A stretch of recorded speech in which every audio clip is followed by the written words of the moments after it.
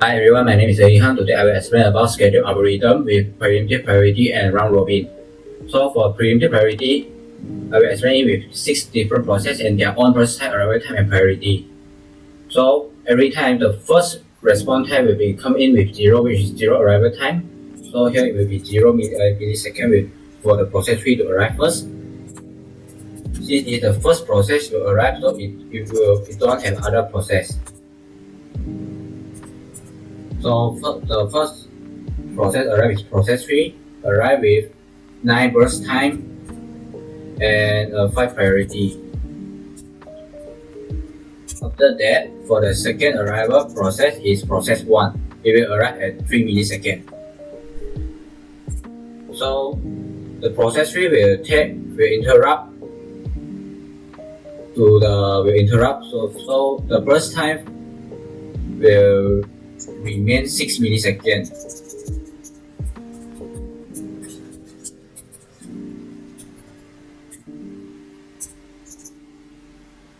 And then here the process 1 will arrive with 7 milliseconds burst time and 3 priority. So now we will pick the lowest number of priority to select it as the process. And then I will highlight it. After that, the next process arrives at 4 milliseconds, which is process 2. So for the process 3 and the process 1, process 3 will remain the same. The burst time. And then for process 1, since it will take, you also need to update, it will remain 6 milliseconds and 3. So now is the process 2 arrive. So here I will need to note down.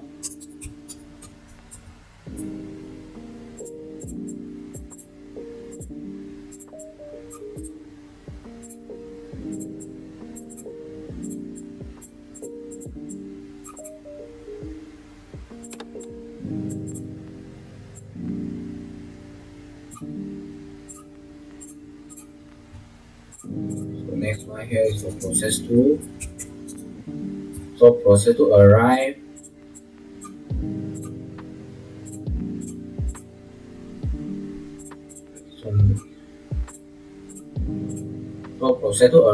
with the burst time of 5 and the priority of 2. So here we also choose the lowest number of priority to select the process, which is process 2. After that, for the next process arrive will be 5 milliseconds, which is process 4. So for the process 3, process 1, and process 2 now will be process 3 and process 1 only will remain the same.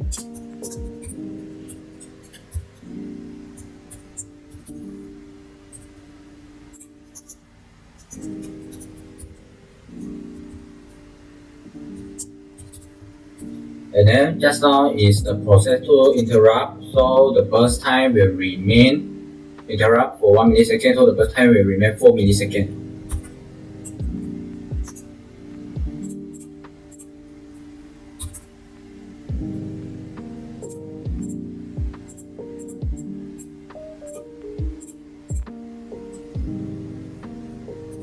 The priority of 2.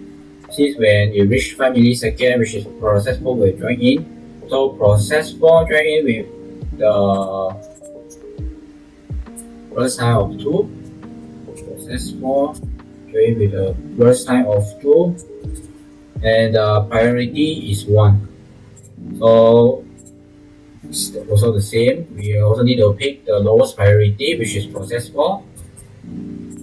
And then for the next process arrive will be 7 milliseconds. So wait, I highlight it first and we pick the lowest one. Just now here I didn't highlight because this one is the only one process only. So we come like this. So continue back. Just now the next process arrive will be process 5 arrive at 7 milliseconds. So for now, we will remain the process 3, process 1, and process 2.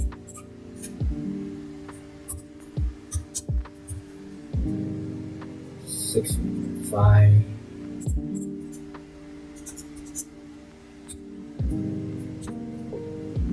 6, 3,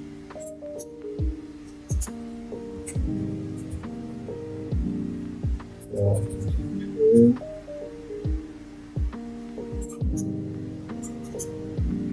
So during this time, process 4 will interrupt with 2 seconds, so it's already finished execute.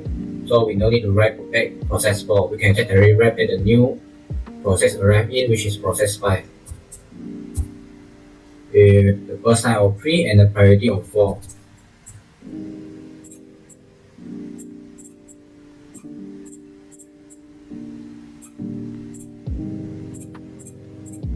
So the process we need to select in is process 2 because it got the lowest number of priority. So I will highlight it also. So for the next process to arrive in will be process 6, which is 10 milliseconds.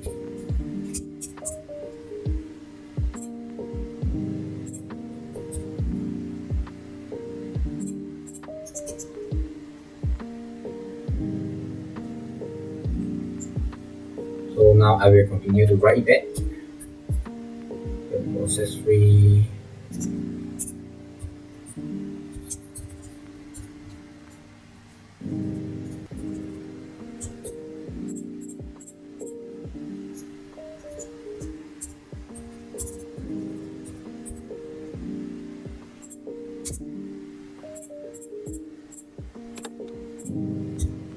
Process 1.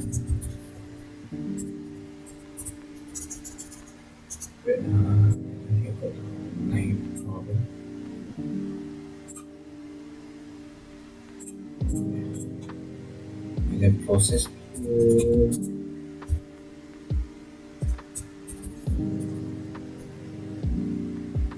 So now actually is the we got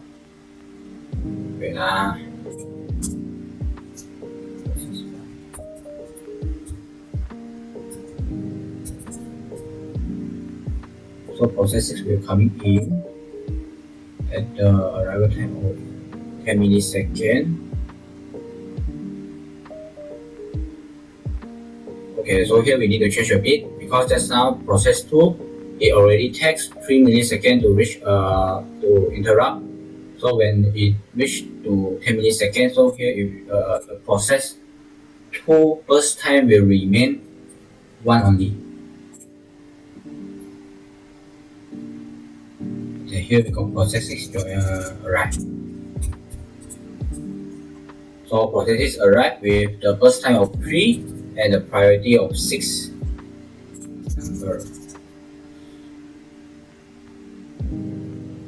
So here we also will pick the lowest number of priority, which is process 2. I like it.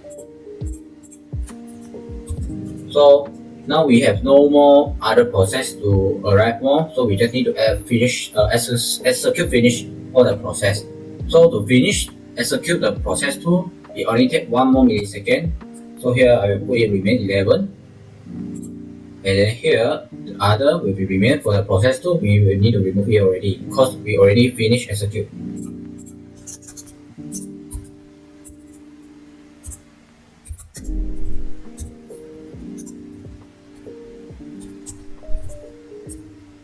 So other will remain the same.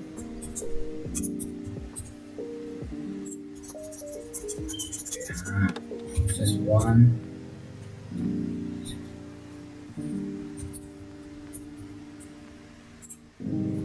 So process 2 we already removed, so we directly continue with process 5 here.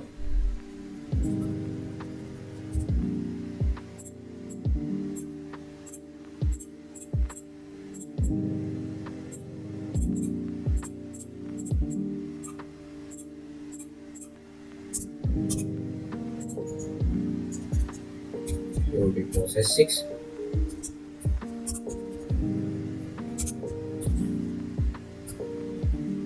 So the next process we need to finish to execute will be also look at the lowest number of priority, which is process 1. So for process 1, we also need to highlight it. So process 1 we need to take 6 more milliseconds. So for the next process, so here I will write to 17 milliseconds. And the other will be remain. So process 1 I can remove already.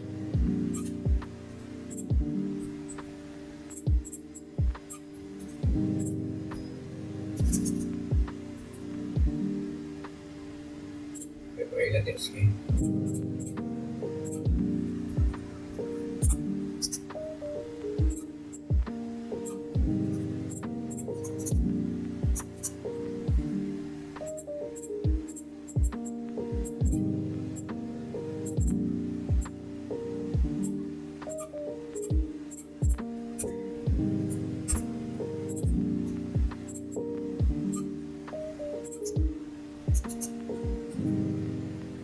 So here also the same, we also need to pick the lowest number of priority, which is 4, which is process 5. So here I will write process 5, we need to select the process 5. And then process 5 will take more 3 milliseconds of burst time to finish execute. So 17 plus 3 will become 20. Here same, need to highlight. So process 3, so now I can remove process 5 already. Process 3, continue reverse.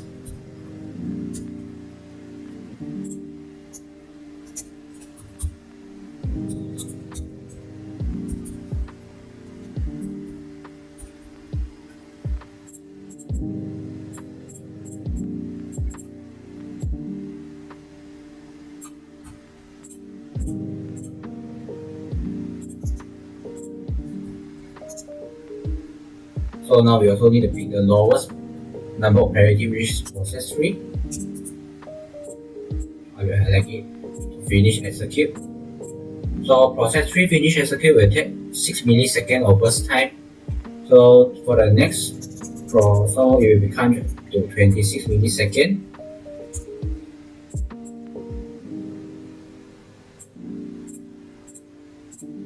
And then for the last process to finish execute will become process 6.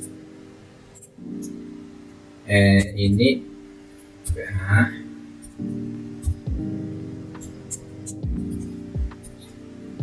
it will take 3 more milliseconds. So the final time will be 29 milliseconds. I will calculate the waiting time and the average waiting time for each process from the preemptive priority. So first, we start with process 1 first. We can see the process 1 in this Gantt chart got 2 times for 2 rounds. So for the first round, the response time for the first round will be 3. And then to calculate the time we need to use for the first round is you need to use the first response time minus the arrival time for the process. So the first round will be 3 milliseconds minus 3 milliseconds. Since the process 1 got second round, so for the second round calculation will be we need to use the process 1 second round's response time, which is 11 milliseconds, minus the last previous ending time, which is 4 milliseconds. Then I will calculate the final time. And then for process 2, we got 3 rounds. So for the first round, the response time will be start with 4 milliseconds to minus arrival time for process 2, which is 4 milliseconds also. So it will become 4 minus 4 plus. And then for the second round, since we can see the second round and the third round, the process 2 are linked together. So we directly use the response time from the second round, which is 7 milliseconds, minus the last previous ending time of the process 2, which is 5 milliseconds. So 7 minus 5 milliseconds. Now we check at the process 3. For process 3, we got 2 rounds also of the process in this Gantt chart. So the response time for the first round will be 0 milliseconds, minus the arrival time for the process 3 will be 0 also. And then now we look for the second round. So for second round, we can see process 3 response time during second round will be 20 milliseconds. 20 minus the previous process 3, last round process 3 previous ending time, which is 3 milliseconds. So 20 minus 3. Now we check at process 4. For process 4, we only got 1. Yeah, we only got 1. So for the response time for process 4 will be 5.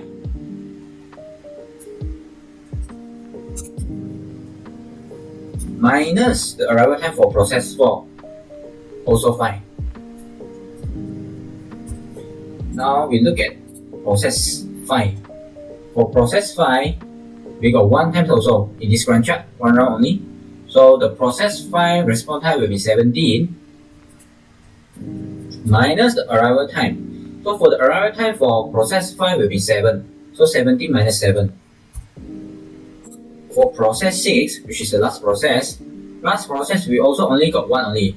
So for process 6 response time will be 26 minus the arrival time for process 6, which is 10 milliseconds. Good. And then now I will already calculate the final. Get calculator.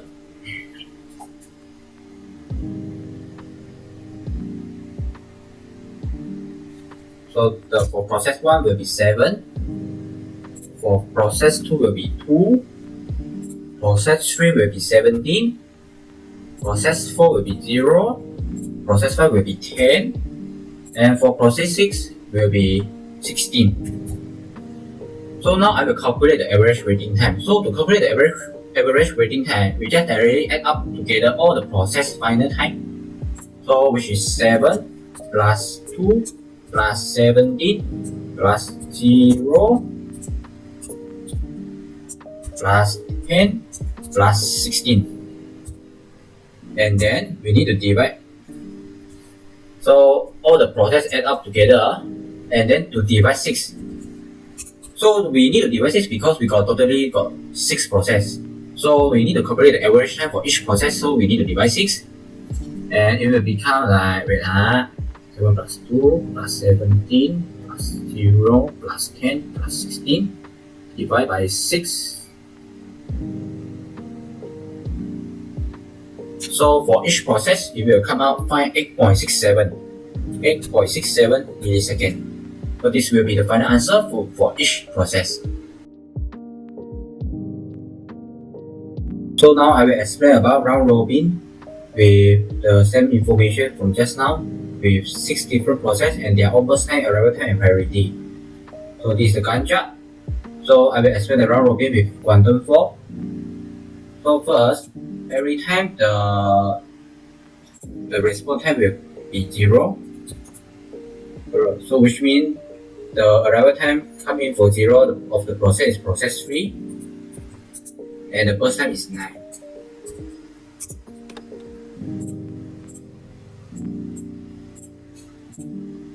So now we can see we need to check the list at the arrival of process. So now we can see 9, the process 3 bursting time is 9, which is larger than the quantum. So we just need to directly add up the quantum. So it will become for the next interval will become 4. The interval between 1 to 4, and then so here we only need to, the CPU scheduler will select and execute process 3. So after execute, I will need to highlight it. So based on the interval, we can see it's from 1 to until 4. So for we need to check at least the next arrival of process. So from 1 until 4, we can see we got process 1 and process 2.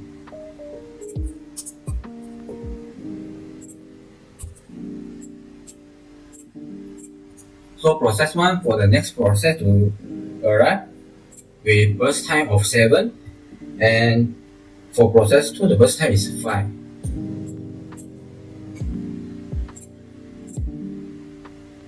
And then we need to record the remaining burst time. If just So because just now the process 3 burst time is larger than the quantum, so for the next one, so the remain will become, we need to use 9 minus 4, it will become 5.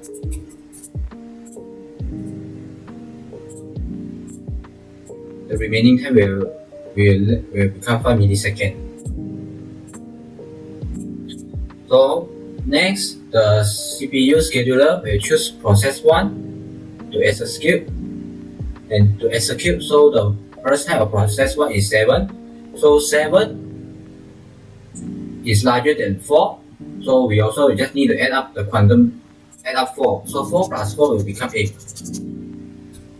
And then process 1 will choose to execute.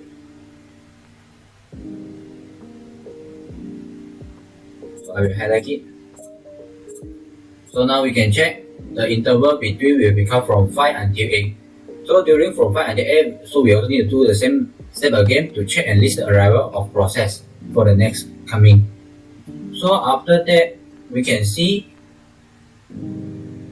process 4 will come in with the arrive time of 5, and process 5 arrive time is 7, process 6 can also not over, so not yet. So it's process 4 and process 5. So their burst time will 2 and 3.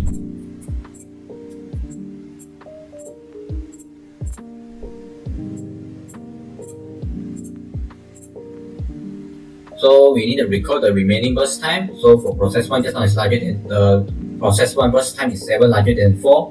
So the remaining time we need to minus 4. So the remaining for burst time for process 1 will be 3.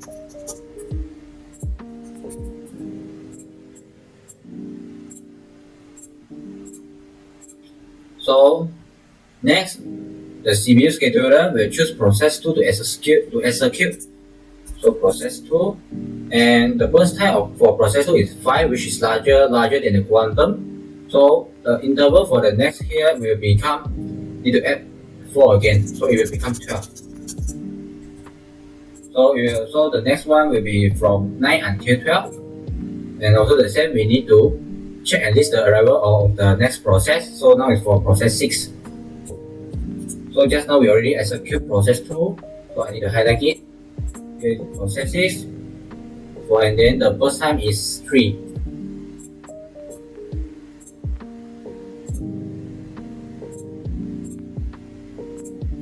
So next, the CPU scheduler will choose process 3 again to execute.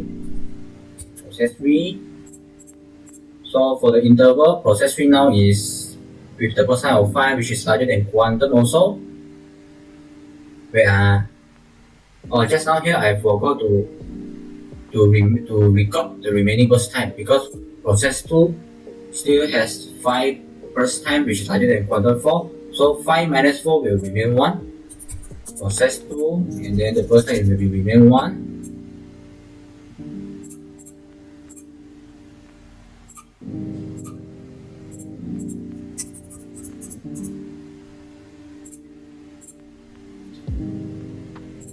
Okay. So next, just now we already execute process 2.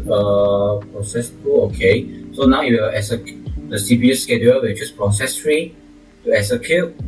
So we can see the process 3 with burst time of 5, which is larger than quantum. So here the interval we also need to add 4 again. It becomes 16. So after the execute, we also need to highlight it. So we need to check, and then is this still got other process will arrive for the next few steps? So don't have. So now we can check. Okay, process 5 burst time. Okay. Now we need to record the remaining burst time for process 3. So 5 is still larger than 4, so the remaining for process 3 burst time will be 1.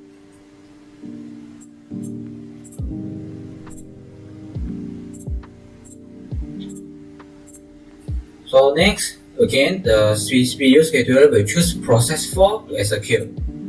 So for process 4, the burst time of process 4 is 2 bursts, and then which is smaller than 4. So when the burst time is smaller than the quantum, we can just directly add the burst time only. So 16 plus 2 will become 18. the next interval will become 18. So it choose process 4 to execute. So here I need to highlight it after to show to finish execute already. And then for process, next one will come to process 5 arrive. So CPU scheduler will choose process 5 for the next execute. So we can see the process 5 got the 3 milliseconds as the burst time, which is smaller than the quantum. So we just directly need to add up for the burst time. The interval can directly add up the 3 for the next interval. So it will become 21.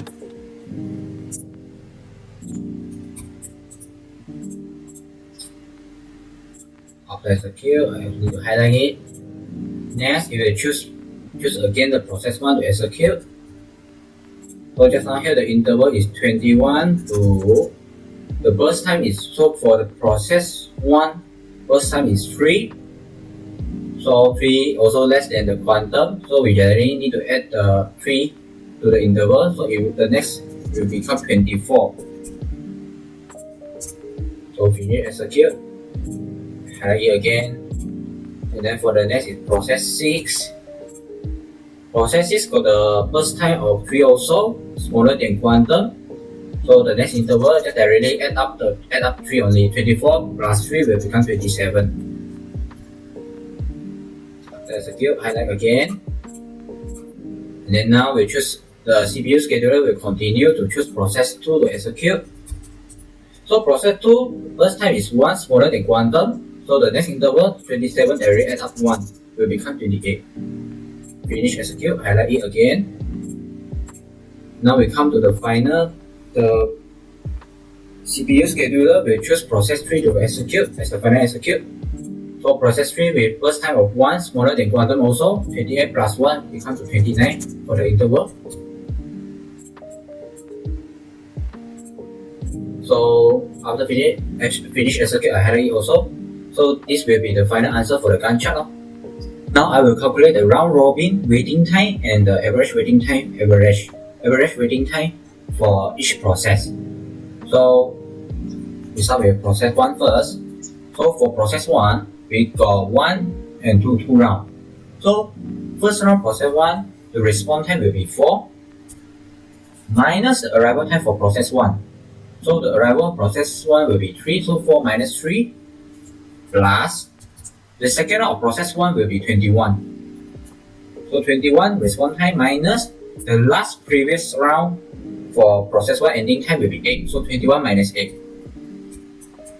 Now we calculate for the process 2. So for process 2, we can see based on the Gantt chart, we can see got 2 rounds also. So the first round is 8. For the first round of response time for process 2 will be 8. So we use 8 minus the arrival time of process 2, which is 4, plus, so for we look at the second round process 2 response time will be 27. 27 minus the last previous ending round time will be 12. After that, we look at process 3. So for process 3, we can see here got 1, 2, 3 rounds. So also the same. First use back the response time for first round will be 0 minus the arrival time 0 also, plus second round will be 12 minus the last previous time for the last round ending time will be 4, plus again for the third round will be 28 response time minus the previous ending time, previous last round ending time will be 16. And then we calculate for looking for process 4. Process 4, we got 1 only. So we can use the response time, which is 16 for process 4, minus the arrival time, which is 5. 16 minus 5. And then we got process 5. So for process 5, we also got 1 process only, which is the response time 18 minus the arrival time, which is 7. 18 minus 7. And now we got for the last process, which is process 6. So for process 6, we only got 1 in the Gantt chart. So the response time for process 6 will be 24 minus arrival time for process 6 will be 10. So 24 minus 10. Okay, so now we can calculate the waiting time for each process. 21 minus 8. So first one will be 14. Then for process 2 will be 4 plus 15, which is 19. And then for the process 3, we are using 8 plus 12, which is 20.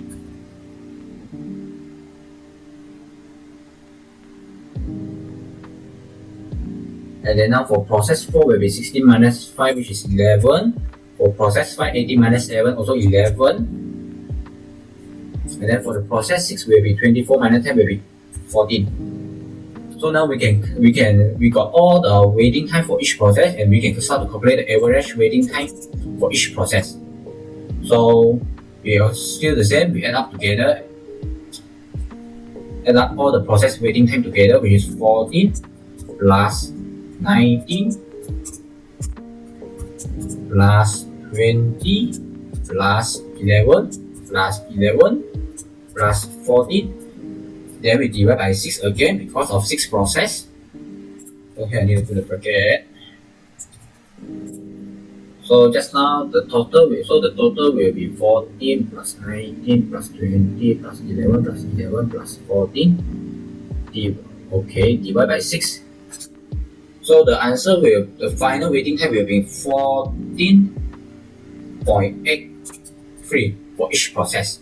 So this will be the final answer for the average waiting time of each process. So this is all my present. Thank you.